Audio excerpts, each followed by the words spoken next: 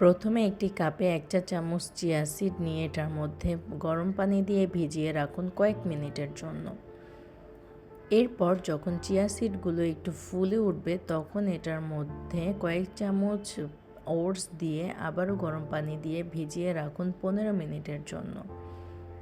এটি একটি খুবই স্বাস্থ্যকর খাবার। আপনারা যেকোনো সময় এটি খেতে পারেন, সকালে অথবা বিকালে বা যখনই আপনাদের ক্ষুধা লাগে তখনই এটা খেতে পারবেন, কারণ খুব কম সময়ে চটজলদি আপনারা এটা বানিয়ে ফেলতে পারবেন। এরপরে আপনারা এই খাবারটির মধ্যে যেকোনো বাদাম দিতে পারেন, যেমন কাঠবাদাম, কাজু বাদাম অথবা অন্য কোনো বাদাম। এরপরে আমি এর মধ্যে কিছু চীনাবাদাম দিয়ে দিলাম।